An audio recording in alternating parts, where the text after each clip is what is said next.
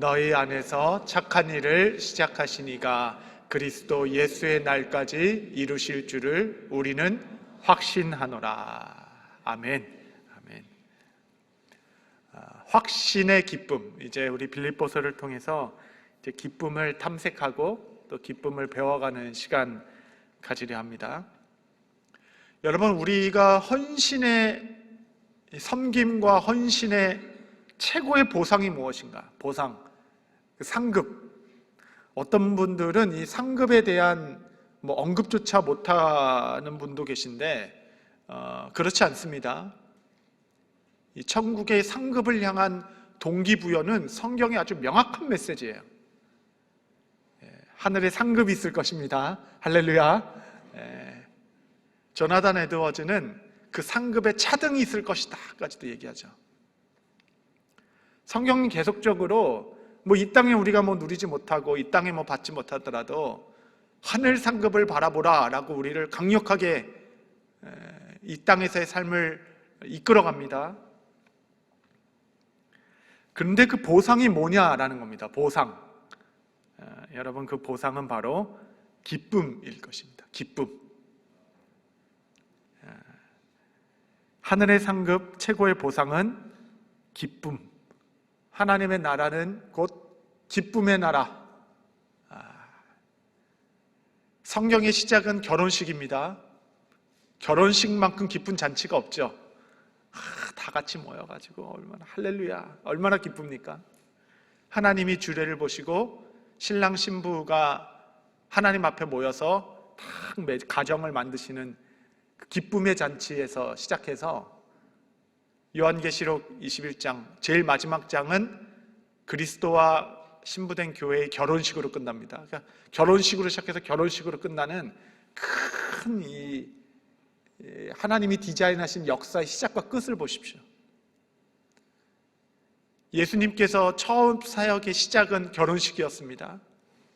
결혼식에 기쁨이 떨어질까봐, 포도주는 기쁨이잖아요. 그렇죠? 기쁨이 떨어질까봐 새로운 기쁨으로 날마다 그냥 새 부대를 주시는 하나님의 나라가 기쁨입니다. 우리 헌신의 보상은 기쁨이죠. 이게 하나님의 나라라는 개념이 이렇게 모호하고 아주 그냥 관념적이면 그냥 뜬구름 잡는 겁니다. 이 땅에서 누리는 하나님의 나라가 뭐냐? 천국의 기쁨을 오늘로 끌어오는 거죠. 그래서 그 기쁨을 오늘로 살아가는 겁니다. 그게 하나님 나라. 하나님 나라. 기쁨을 잃어버린 세대는 이제 가품이라고 하죠. 가품, 가짜. 사실 마음으로는 짝퉁이라고 이야기하고 싶은데 그래도 우리 교회는 수준이 있으니까 가품. 가짜. 가짜는 재미입니다. 펀 문화. 기쁨을 잃어버린 세대는 그냥 재미로 가득 차 있어요. 재미도 순간적인 유희는 주지만 순간이죠. 이 땅에서 하나님의 나라를 누린다라는 것은 그 기쁨을 누리는 것입니다. 그래서 여러분 항상 기쁨을 점검하십시오. 기쁘지 않게 한 거는 하나님께 영광이 되지 않는다. 그냥 마침표를 찍어내시고 이미 내어버린 결론에 흔들리지 마십시오. 기쁘게 하지 않는 일은 하나님께 영광이 되지 않는다. 이게 얼마나 기쁩니까? 봉사도 기쁘고 찬양이 기쁘고 기쁨으로 보상을 받았는데 누가 못 알아듣는들 무슨 때에 맞는 무슨 보상이 없든들 무슨 영향이 있겠습니까? 내 안에 흔들리지 않는 기쁨이 있는데 우리 기쁨의 종들 또 권속들 되시기를 바랍니다. 아멘.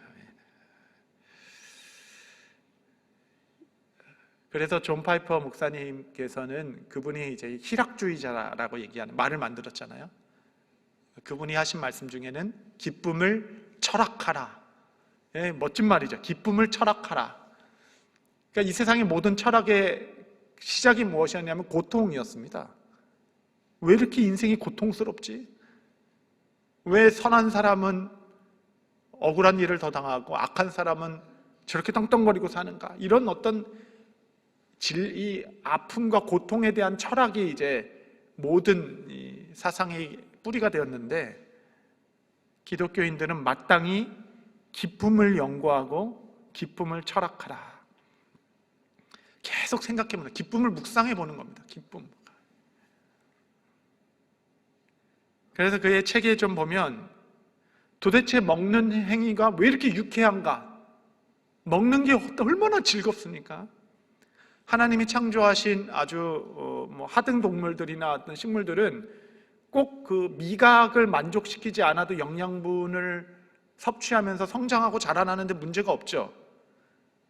그런데 하나님께서 우리를 자라나게 하시고 힘을 주시는 방법으로 먹는 것을 주실 때 미각도 함께 주셔서 정말 사랑하는 사람들과 함께 식탁에 둘러앉아 맛있는 음식을 먹는 것만큼 즐거운 일도 없죠.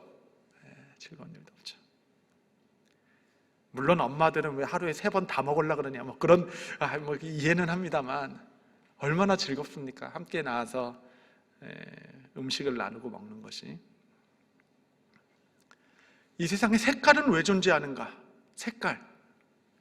대단하죠. 휘황찬란한 아름다운 색깔들. 색을 분별하는 능력이 특별히 없어서 살아가는데 큰 문제가 없을 수 있는데, 그렇죠? 형형색색,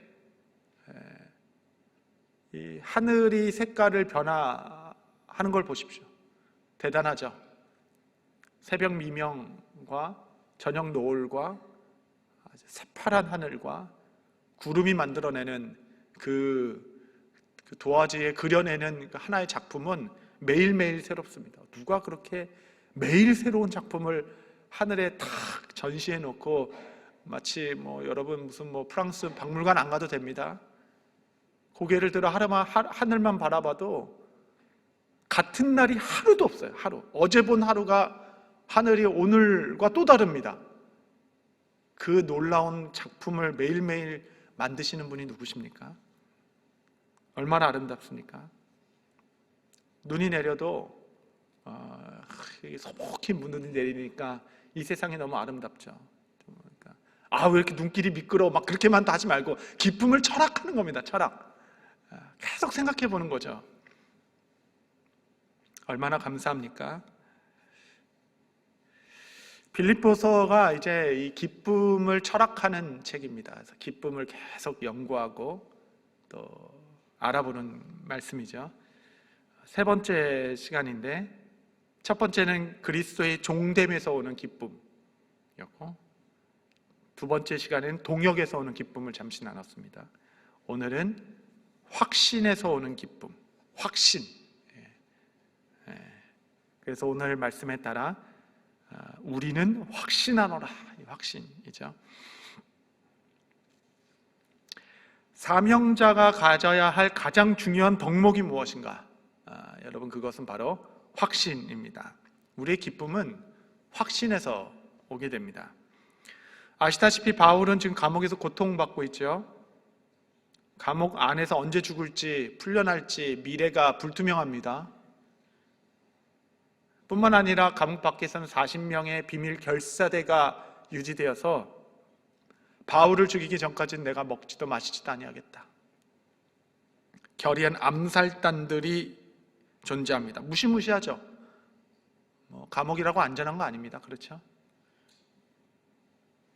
어디 하나 자랑할 것도 없고 특별히 나를 위로해 줄 사람도 없어 보이고, 또한 개척된 빌립보 교회는 유오디아 순두계 두 직분자들이 싸우기 시작해가지고 마음이 둘로 나눠져서 교회 전체가 흔들리고 있습니다. 로마의 폭정으로 말미암아 지금 바깥에서 들어오는 거짓 선지자들, 유대인의 핍박들, 로마의 폭정과 이거 견디기도 어려운데 내분적으로 직분자들이 싸우기 시작하니까 교회가 흔들리죠. 이럴 때 교회를 좀 다잡아줘야 될 개척하신 목사님, 그렇죠? 사도 바울은 감옥에 갇혀 있고 어디 하나 의지할 데가 하나도 없는 교회. 그럼에도 불구하고 사도 바울의 마음은 결코 가난해지지 아니하였고, 감옥 속에서도 오히려 기쁨으로 충만할 수 있는 그 근거가 뭐냐? 그 근거가 대단한 거죠. 대단한. 그것은 그 안에 확신이 있었기 때문에 그렇습니다. 확신. 상황이 힘든 게 아니라, 감정의 문제가 아니라, 여러분 어떤 내 목회가 얼마나 힘든지 아십니까? 뭐 이렇게 얘기할 수는 있어요. 이민 생활이 얼마나 힘든지 이렇게 우리가 푸념할 수도 있습니다. 그러나 그의 뿌리는 상황이 아니고 감정이 아닙니다. 확신의 문제예요. 확신에서 흔들리면 리더십을 발휘할 수가 없어요. 성도들은 리더를 이해돼서 따라가는 거 아닙니다. 그가 가진 확신을 보고 따라가는 거예요. 확신은 전염되는 겁니다. 확신은 우리 가운데 담대함을 주는 겁니다. 이것에 확실합니다. 하영주 목사님이 오늘의 교회를 일을 한참 부흥할 때 어떤 분이 와서 어떤 분에게 엄청난 프로젝트를 부탁하면 이 일 좀 해주십시오. 근데 그 일이 너무 힘든 일이라서 이것이 왜 얼마나 대가가 필요하고 한참 얘기하는데 그분이 하 목사님께 이렇게 말씀하셨다고 합니다. 목사님, 이것이 얼마나 어려운지를 제게 말씀하지 마십시오. 이것을 꼭 해야 되는지만 알려주십시오. 이 확신의 문제죠. 어려움은 이겨내면 되고, 여러분 우리 성도님들 대단하십니다. 이겨내면 되죠.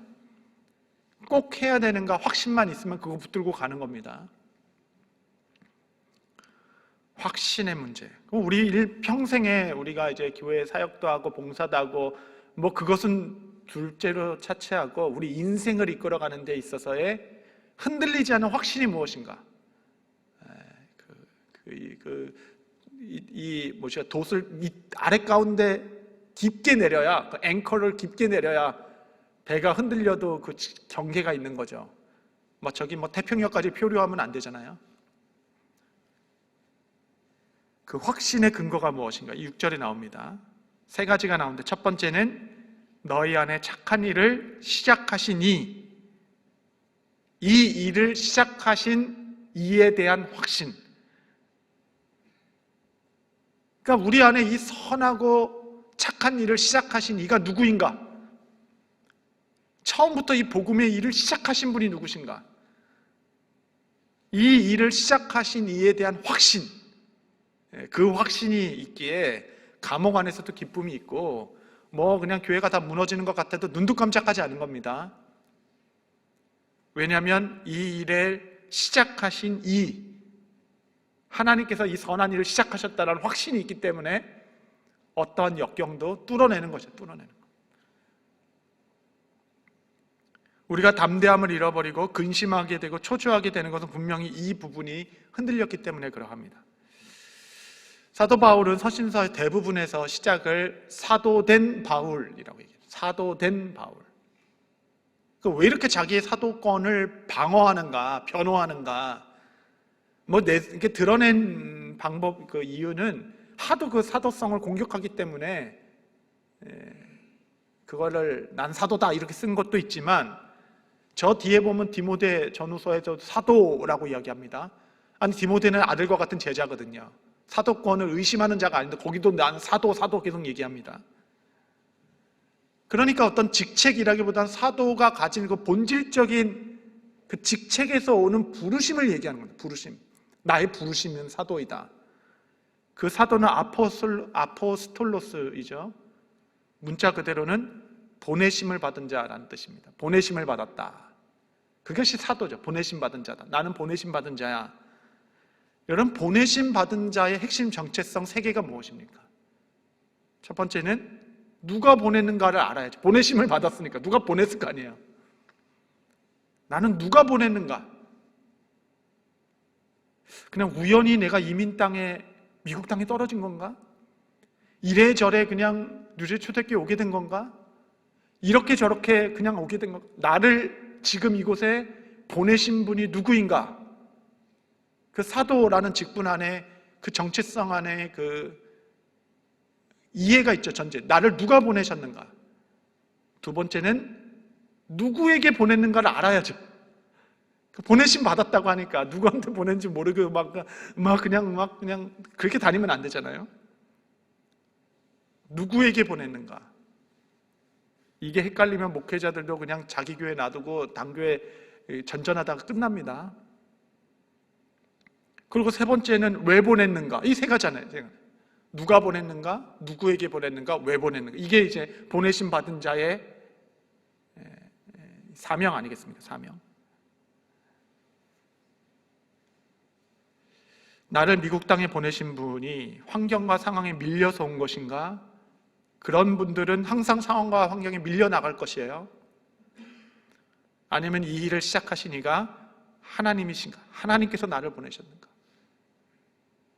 보내심 받은 곳에 뿌리를 내리고 복음의 씨앗이 되며 하나님께서 나를 보내신 뜻을 이루어가는 것이 사도된 삶의 모범이 되는 것이죠. 그래서 늘 기억하는 겁니다. 이 일을 시작하신 이가 누구신가?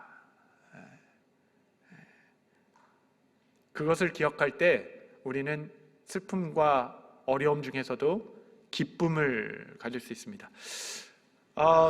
빌립보 교회가 어려울 때 사도 바울은 빌립보 교회를 시작하신 이가 누구인가를 생각하셨을 거예요. 2차 전도여행 때였습니다. 마게도냐에 가서 첫 번째 개척된 교회가 빌립보인데 사도 바울은 당시 마게도냐는 갈 생각조차 없었죠. 왜냐하면 본부인 안디옥에서 너무 멀어요. 너무 멀리 다시 안디옥으로 가야 되는데 배를 타고 너무 미지의 땅으로 가기에는 원하지 않았습니다. 그래서 비두니아로 갔고 그냥 서아시아로 다시 저쪽으로 돌아가고 싶었어요. 근데 하나님께서 마게도냐로 가라. 내 백성이 많다. 그 음성 듣고 가서 첫 번째로 만난 그 빌립보 도시에서 만난 성도가 루디아였습니다. 그 루디아 이 성도의 마음을 보면 16절에 이렇게 나와 있어요. 주께서 그의 마음을 열어 바울의 말을 따르게 하신지라. 제1성도 마게도냐, 유럽의 제1성도. 그 마게도냐의 루디아의 마음을 연 것은 스스로의 결정과 바울의 노력도 아니었습니다. 주께서 그의 마음을 열어 마게도냐로 이끄신 분도 하나님이시고 첫 성도의 마음을 열게 하신 분도 하나님이시다. 바울이 내가 전략을 짰고 계획해가지고 이렇게 시작했다라고 말하지 않습니다. 하나님이 인도하셨고 하나님께서 한 명 한 명 모으셨고 하나님께서 시작하셨다. 그 상황에 대한 확신이 아니라 이 일을 시작하신 이에 대한 확신, 나를 보내신 이에 대한 확신, 그 확신이 모든 상황 가운데서도 기쁨을 잃어버리지 않은 우리의 제1의 근거가 되는 겁니다. 100년 전 동방의 작은 나라 조선 땅에 복음의 씨앗이 심겼고 1945년 200여 교회 되었던 조선 땅의 복음의 행진이 1970년 200만 성도가 되었습니다. 빌리 그레이엄 전도 집회를 통하여서 성령의 어떤 폭발의 계기가 되었고 1년에 100만 명씩 예수 믿는 나라가 되었습니다. 1990년대 기독교 인구가 1000만이 되었고 1200만을 향해 나아간다라는 소식도 있었습니다. 1000만, 1200만이 되었다면 한두 번만 힘쓰면 진짜 역사 전례 없는 기독교 민족이 태어나는 꿈도 꿀 수 있었던 부흥이 우리 민족이 있었죠. 동방의 예루살렘이라 불렸습니다. 선교사를 3만 명 파송했습니다. 지금은 없어졌지만 예전에 세계는 간다 이런 프로그램이 있었어요. 그건 뭐냐면 자랑스러운 한국인들 저기 밀림 오지, 몽골 산지, 말라위 그런 데 들어가서 한국인들이 고아원하고 학교 짓고 이런 것들을 추적해가지고 이렇게 다큐멘터리로 보여주는 세계를 간다. 그 공영방송이기 때문에 그렇게 종교 색채를 가리고 싶어도 인터뷰하면 뒤에 십자가 있고, 그렇죠? 애들 만나면 찬송 소리가 배경으로 깔리고 감출 수가 없어요. 여러분, 거의 99% 오지에 가서 인생을 들여서 사회 활동하는 사람들은 대부분 다 선교사였습니다. 민족의 자랑. 우리 민족의 대사관이 나라를 높이는 것이 아니라 곳곳에 숨어 들어간 소금과 같은 선교사들이 정말 우리나라의 위상을 뒤높였고 한국인 하면 다 호감이 들 정도로 은혜가 있었죠. 그러니까 하나님께서 한국을 축복해 주시기 시작하시는데 경제적으로도 엄청나게 쏟아부어 주셔서 역사적으로 전무후무하다고 합니다. 2차 세계대전 이후 아무리 경제 발전을 이룬 나라도 6배에서 8배 정도인데 우리나라는 180배 경제 성장을 이루어서 원조받는 나라에서 아주 여러 나라를 돕는 나라로, 이런 모든 이 하나님의 그 큰 은혜 가운데 여기까지 왔죠. 그리고 이제 우리 안에 여러 가지 이 자성의 목소리와 어려움 가운데 교회가 정신없이 흔들리는 듯합니다. 여러분, 이때 우리가 다시 한번 기억하는 거죠. 우리 한국교회 이 복음의 시작은 누구였고 이 부흥의 역사는 누가 이끌어 가신 것인가? 자성의 목소리가 나오고 반성해야 하지만 이 민족을 향한 하나님의 꿈은 아직 끝나지 않았다. 이 믿음을 가지고 다시 한번 주의 청년들을 향한 소망을 품고 하나님의 나라를 향한 꿈을 꾸며 하나님 이 민족을 사랑하시고 사용하셨던 시작하신 분, 지금 빌립보 교회처럼 우리 온 나라가 흔들려 보일 수도 있지만 우리 민족의 교회가 다시 정신없이 흔들려 유럽 교회로 갈 것인가? 아니면 여러분 그 오병이어 이렇게 하다 이제 설교를 못 끝냅니다. 이렇게 하다 설교를 못 끝내는데 이제 적당히 하다가 또 다음 주에 나오면 됩니다. 그러니까 오병이어 때에 5,000명의 무리가 이제 먹을 것을 먹고 몰리기 시작했죠. 남자만 5,000명이니까. 그것을 먹은 사람은 집에 가서 잠을 못 자죠. 분명히 내가 뭘 먹었어. 분명히 뭔가 먹었어요. 그러니까 실제가 되니까 이제 집에 가서 메시아가 왔다. 그 다음날 엄청난 무리가 왔습니다. 예수님께서는 적극적으로 그 무리들을 다 흩트기 시작했죠. 막 그냥 너희는 그냥 배가 불러서 왔구나 하고 막 흩어버리고 막 산 밖으로 도망가고, 그때 제자들은 배를 태워 갈릴리 폭풍으로 보냅니다. 갈릴리로 호수를 바다로 보냈는데 그 막 경량하는 폭풍 가운데 그들의 마음이 막 흔들리기 시작했죠. 여러분, 무리가 모였을 때 하나님께서는 적극적으로 그들을 흔드셔서 모든 무리들은 다 흩트고 제자들은 풍랑 속으로, 하나님께서 계속 거르는 겁니다. 계속 거르세요. 정말 이 무리들은 다 돌려보냅니다. 그리고 제자들은 풍랑 속으로 보내시는 거죠. 그가 경험한 그 오병이어의 참된 의미를 깨닫도록 계속 흔드십니다. 여러분, 다시 한번 이 한국교회가 소망을 품고 새로운 꿈을 꿀 수 있는 근거는 뭐냐면 이 일을 시작하신 분이 누구신가라는 확신이죠. 그래서 우리는 기도할 수 있습니다. 하나님께서 새로운 일을 계속적으로 이루어주시도록.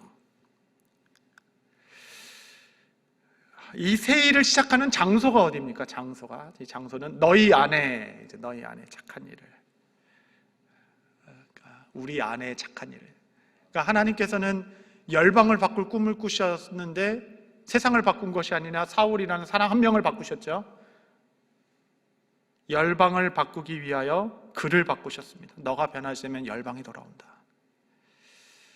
그래서 이 새벽에 기도하는 겁니다. 우리 안에 새 일을 시작하시도록, 새 꿈을 바라볼 수 있도록, 우리 안에 착한 일을 시작하신 주님, 내 안에 새로운 일을 시작해 주시도록 기도하실 수 있게 되시기를 바랍니다. 여러분, 이제는 방심하면 100세 삽니다. 여러분, 정신 진짜 똑바로 차리셔야지. 까딱하면 100세 넘어가요. 인생의 마지막 챕터를 얼마나 놀랍습니까, 여러분. 자녀들은 예언할 것이고 청년들은 환상을 보며 아비들은 꿈을 꾸리라. 할렐루야. 여러분, 꿈은 어른들이 꾸는 겁니다. 청년들을 보러 자꾸 아무것도 모르는데 자꾸 꿈꾸라고 그러지 마세요. 잘 몰라요. 앞에 간 사람 보고 따라가는 거지. 길은 어른들이 열어주는 겁니다. 울타리가 돼 주시는 거죠. 꿈이 있어야 울타리가 돼 주시죠. 마음껏 그냥 열어가라. 청년들을 향하여 그냥 힘껏 한번 달려봐라. 내가 울타리가 되어줄게. 그냥 큰 꿈의 울타리를 쳐주시고, 이제 기도와 지혜로 새로운 꿈을 꾸며 하나님 앞에 정말 내 안에 새 일을 시작해 주십시오. 이런 고백이 있게 되기를 바랍니다. 두 번째는 짧게 하자면, 두 번째는 시작하신 이가 그리스도의 날까지 이루실 것이다. 알파와 오메가 되신 주님, 역사의 방향을 정하셨으며 그 일을 마침내 이루실 분도 하나님이시다. 하신 이가 마칠 것이다 라는 겁니다. 지난번에도 얘기했지만 가장 어려울 때 주께서 하신 말씀 중에 하나는 잉태케 하신 이가 해상케 하지 아니하겠느냐. 이게 대단한 말씀이에요. 꿈을 꾸게 되었고 기도하게 되어서 뭔가 하나님의 복음의 씨앗을 잉태하였는데 그것이 해산하지 못하고 흐지부지 되는 것이 아니라 해산케 하시는 분도 하나님이시다. 일을 시작하신 이가 그리스도의 날까지 이루실 것이다. 빌립보 교회를 시작하신 하나님께서 주의 선하심에 따라 그 뜻을 마침내 이루실 것이다 라는, 마지막까지 이룰 것이다 라는 확신. 사사기에 보면 이제 전쟁이 일어나는데 하나님께서 계속 올라가라 그래요. 올라갔는데 지는 거야. 두 번째 또 올라가라 그럽니다. 올라갔는데 또 패배하는 거예요. 세 번째 다시 올라가라고 합니다. 그때 하나님께서 승리를 주셨죠. 여러분 이 전쟁 내용 잘 아시죠? 이런 일들이 우리 가운데도 있더라고요. 정말 하나님의 그 흔들림 없는 응답 가지고 갔는데 실패하고, 하나님 어떻게 된 겁니까?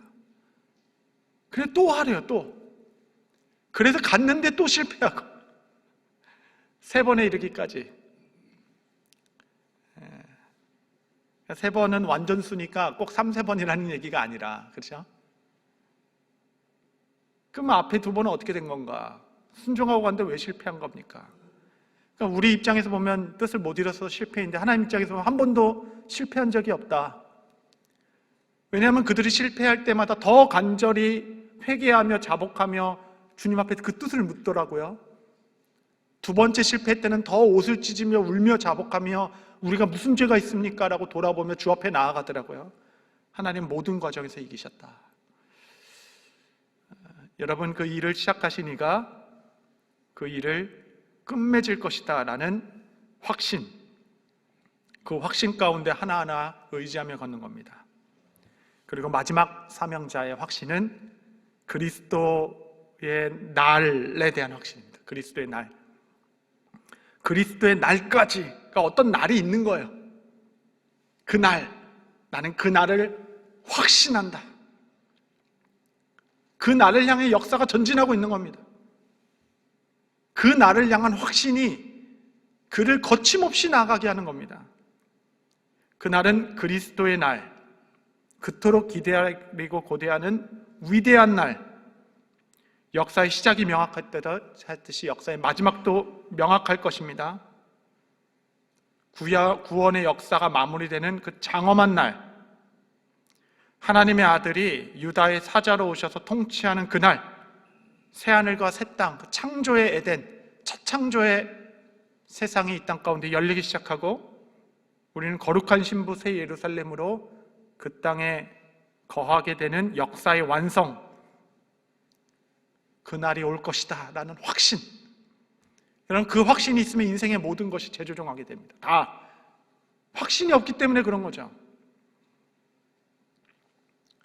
반드시 하나님께서 그 날을 이 땅 가운데 이루실 것이다. 그리스도의 날에 대한 확신. 여러분 이를 위하여 하나님께서는 십자가에 그의 아들을 내어주셨습니다. 그의 아들을 생명값으로 지불하셨어요. 여러분 이 사실을 안다면 여러분 빨리 깨달아야 합니다. 이거는 그냥 대충 끝날 일이 아니구나. 여러분, 하나님께서 아들을 생명값으로 내주셨는데 이것을 흐지부지 끝내시겠습니까? 만군의 여호와의 열심으로 하나님께서 그 열정과 뜻으로 아들까지 내어주신 분께서 이 놀랍고 위대한 일을 위하여 무엇을 아끼시겠는가? 이 일을 중간에 흐지부지 멈출 수 있겠습니까? 우리 안에 착한 일을 시작하신 이가 그리스도의 날까지 이루게 하실 줄을 우리는 확신하노라. 목회가 때로는 지치기도 하고 여러 가지 또 어려움도 있고 하지만 다시 한번 이 확신을 기억하는 겁니다. 이 일을 시작하신 이가 누구시고 이 일을 마무리 지을 분이 누구시고 역사의 마지막 그리스도의 날에 대한 확신이 우리로 하여금 오늘 무엇을 해야 하는가 다시 한번 연약한 무릎을 일으키게 하고 새 꿈을 꾸게 하고 그리스도의 날을 향한 우리 복음의 열전을 일으키게 합니다. 바울이 이제 죽기 전에 죽음을 직감했습니다. 그의 사명을 이어갈 영적 아들 디모데에게 유언과 같이 하신 마지막 말씀이 이러합니다. 디모데후서 1장 12절 이로 말미암아 내가 또 고난을 받되 부끄러워하지 아니함은 내가 믿는 자를 내가 알고 또한 내가 의탁한 것을 그날까지 그가 능히 지키실 줄을 확신함이라. 동일한 말씀이죠. 내가 믿는 자를 나는 잘 알아. 나는 그분께 내 삶을 의탁했어. 나는 그분을 잘 알아. 그리고 내가가 아니라 그가 내 삶을 의탁하신 그분이 이 모든 뿌려놓은 씨앗을 능히 이루실 줄을 내가 확신하노라. 여러분, 이것이 사명자의 모든 것 아니겠습니까?